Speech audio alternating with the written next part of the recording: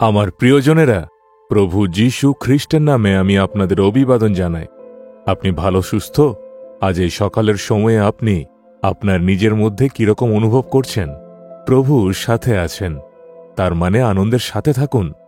উদাস হয়ে, নিরাশ হয়ে, দুঃখের সাথে, নিজের মনে বোঝার সাথে একদম থাকবেন না। যদি আপনি বলেন, ঈশ্বর তো আমার সাথে সাথে থাকার জন্য প্রতিজ্ঞা করেছেন, আশীর্বাদের প্রতিজ্ঞা করেছেন, তার জন্য আমি আনন্দিত আছি। যদি আপনি এমনটা বলেন, আমিও তার জন্য আনন্দিত হব। ঈশ্বর এটাই চান, তার সন্তানেরা সর্বদা খুশিতে এবং আনন্দের সাথে সর্বদা যেন থাকে। বিশ্বাসে ঈশ্বর প্রসন্ন থাকেন। বিশ্বাস ছাড়া প্রভু প্রসন্ন থাকেন না। ঈশ্বরের বিশ্বাসকে ঘোষণা করে যদি আপনি প্রার্থনা করেন, প্রভু প্রসন্ন হবেন। এখানে একটা বাক্যে মনোযোগ দিন। গীতসংহিতা 18 অধ্যায় 35 পদে, তোমার কোমলতা আমাকে মহান করিয়াছে। ঈশ্বরের অনুগ্রহের বিষয় এখানে বলা আছে। সে বলে, তোমার কোমলতা আমাকে মহান করিয়াছে। দাউদকে দেখুন, ভেড়ার পিছনে চলা একটা ছোট্ট ছেলে ছিল। দাউদের বড় ভাইদের দেখুন, তারা সরকারি চাকুরি করত, অর্থাৎ সেখানকার সৈন্যদলে কাজ করেছিল, কিন্তু দাউদকে তারা অযোগ্য মনে করে। তার বাবা বলেছিল, তুমি যাও আর নিজের ভেড়াকে চড়াও। দাউদও খুব খুশির সাথে জিহোবা ঈশ্বর আমার মেষপালক এমন বলে গান করে আর আনন্দের সাথে নিজের কাজকে করে। সে বলে, তোমার করুণার দ্বারা আমি আশীর্বাদ পেয়েছি। করুণার অর্থ কি জানেন? ঈশ্বরের তরফ থেকে পাওয়া দয়া। ঈশ্বরের তরফ থেকে পাওয়া অনুগ্রহকেই দয়া বলা হয়। দাউদ এখানে কি বলতে চায়?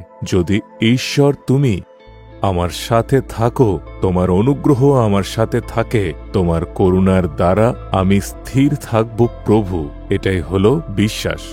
কি বলে? তুমি আমার সাথে থাকো, তোমার অনুগ্রহ, তোমার দয়া, তোমার করুণা আমার সাথে থাকলে আমার জন্য যথেষ্ট। আমি মহান হব। দাউদের সাথে ঈশ্বর থাকার কারণে গলিয়াত নামক এক রাক্ষসকেও, ছোট বালক হওয়া সত্ত্বেও ঈশ্বরের দয়াতে সে তার উপরে জয়ী হয়। দাউদের নাম সারা ইসরায়েলে ছড়িয়ে পড়ে এবং সবাই তাকে জানতে পারে। শুধুমাত্র নিজের দেশ নয়, নিজের শত্রুদের দেশেও তারা আলোচনা করে যে আমাদের যোদ্ধাকে সে মেরে ফেলেছে। দাউদ এতটাই মহান। ঈশ্বরের দয়া তার উপরে ছিল।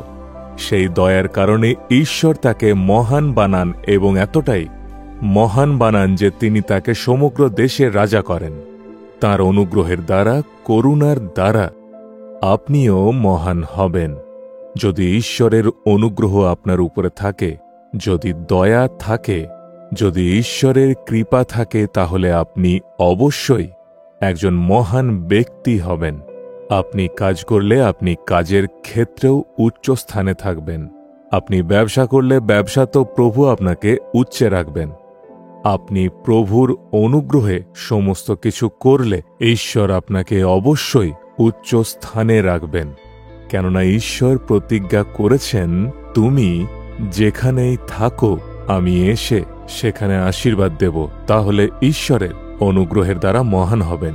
আজ আমরা প্রার্থনা করব, তোমার অনুগ্রহ চাই। আজ আপনি এটা বলে প্রার্থনা করুন, হে ঈশ্বর, তুমি আমার সাথে থাকলে সেটাই যথেষ্ট। তোমার অনুগ্রহই আমার জন্য যথেষ্ট। এইভাবে প্রার্থনা করলে ঈশ্বর অবশ্যই আপনাকে উচ্চ স্থানে রাখবেন। হে প্রভু, দাউদের জীবনকে যখন অধ্যয়ন করি, তাকে তুমি এক মহান ব্যক্তি বানিয়েছেন। ঠিক সেইভাবে ঈশ্বর, তোমার অনুগ্রহ আমার উপরে রাখো, তোমার দয়া আমার উপরে রাখো। তোমার হস্তের অনুগ্রহ চাই, তোমার দৃষ্টিতে আমার অনুগ্রহ চাই। হে প্রভু, তোমার হস্তের দ্বারা আমাকে উচ্চ স্থানে রাখো। হতে পারে আজ আমি নিচু স্থানে আছি, আজ অনুগ্রহ নেই, কিন্তু একটা সময় আসবে যখন তুমি আশীর্বাদ দিবে, উচ্চ স্থানে রাখবে। আমি বিশ্বাস করি। যিশুর নামে, আমেন।